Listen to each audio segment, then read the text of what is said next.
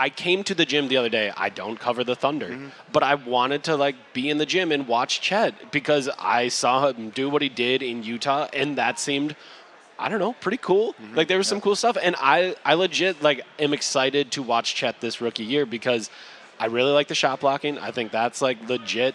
There's just a number of times where he comes from the backside, and you are like, how did he even get there? I think that's really exciting.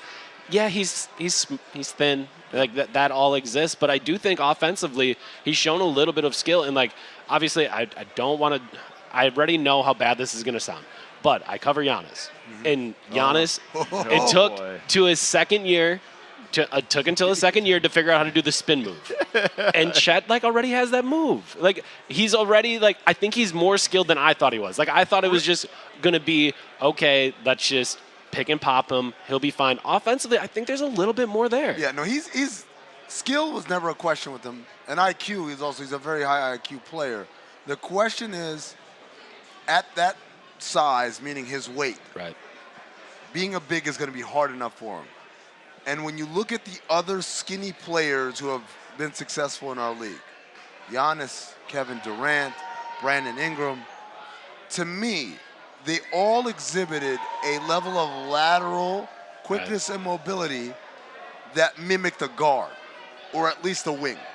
They move like small players, even though they're 7 feet tall or close to it. Chet doesn't move bad for a big, but he doesn't move well for a wing laterally, to me, to my eye. Can he get better? I don't know. Maybe he can. But at this point, the big problem is he's not hefty enough to play up front, as we saw when he was matched up with Kenneth Lofton Jr. Oh, Kenneth. We're not even going Kenneth. We're going Kenneth. Yeah. Actually, they call him JR.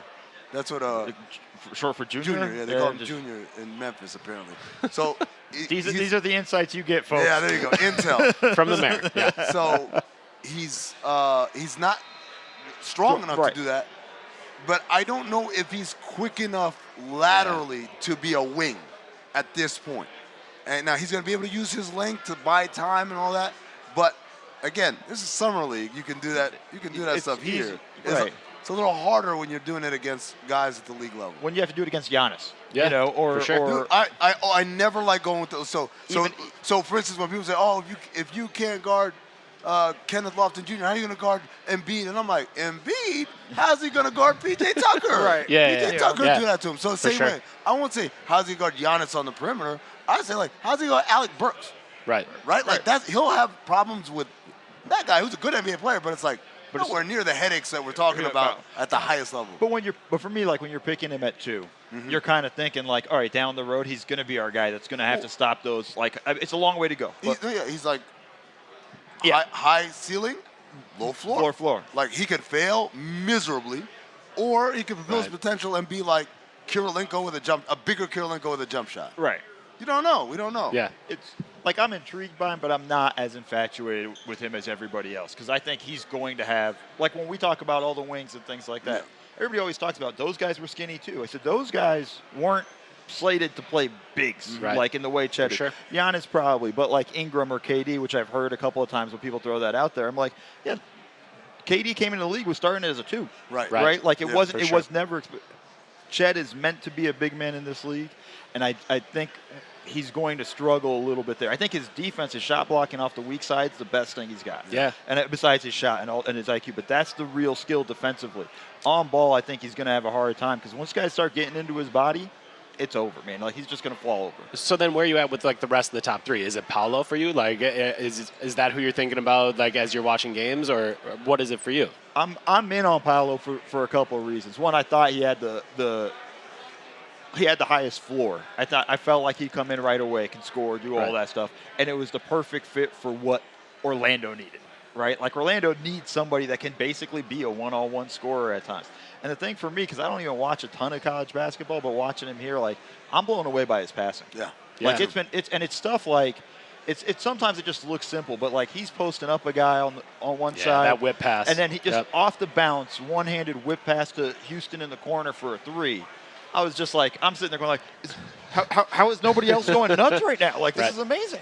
I feel like the college people undersold that part. Nobody told me he was a good passer. Like, I've heard so many times he's got an NBA ready, but nobody talked about, this guy's a pretty good passer because same thing. I was blown away, first of all, by just seeing the pass. Like, Right.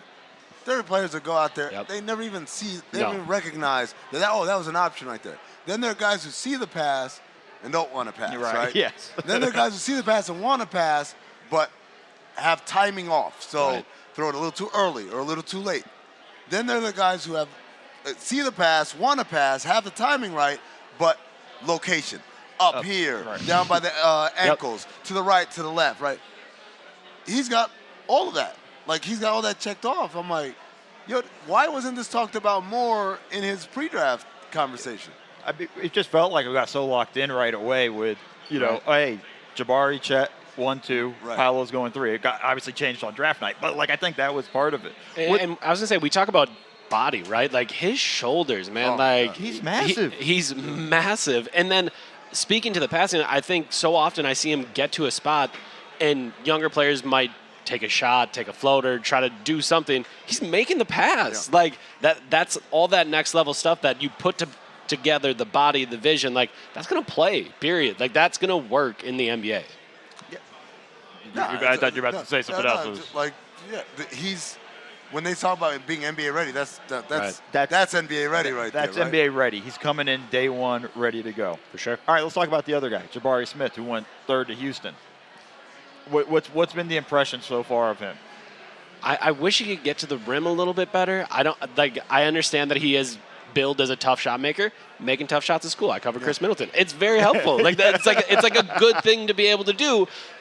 But you also, if you're gonna be a star, if you're gonna be that next level guy, you also have to be able to get to the rim. And like that is where my concern lies. I don't know if it's like, you know, you put on 15 pounds and all of a sudden he can. Right. It's possible. Like he's pretty athletic. He could be able to do it. I like his footwork. But right now, it's like, all right, man, you take a lot of tough shots. And you can make them, but get something easy, please. Goldilocks of the draft, right? Like Paolo, like high floor, probably lower ceiling. Chet, high ceiling, low floor. Right. Jabari's in the middle. But also, probably needs a good amount of work. I watch him play. I like what I see. I know the production isn't what people wanted, but it's like, oh, like Eric said, you can get better at this, and you'll skyrocket. And Yeah. so I'm looking at him as a guy that it's kind of cool that he's going to a team that already has someone who's an established, like, young star. The big thing for Houston, I say right now, they need someone who's, when they get the ball, their first inclination is, how can I make someone else better? Because right now They need a grown-up back. They got a roster of Yep. dudes that just want to shoot. And I mean, it would be amazing if they had Ricky Rubio, right, or Ish Smith. Ish Smith, or Right. anything. Tom Haberstroh here? You just said Ish Smith. I feel like Haberstroh pops up somewhere. Before Harper ditched us, you know, I was watching the Rockets game with him, and it's Zach Harper heaven. Because everybody just wants to shoot the ball all the time. He's like, oh my God, he wants to shoot too. It's This the- guy too. It's Look the at Houston him. Harpers. It absolutely is. They're like Summer League is sponsored by 2K this year, and like the Houston Rockets are the ultimate 2K team. Yes. That's Yes. the team that you when 2K23 comes out, you're gonna want to play with them because Absolutely. they got a bunch of shot makers. Just going to be wild, constantly Yes. stuff. Just throwing it out there. Let's see what we have and things like that.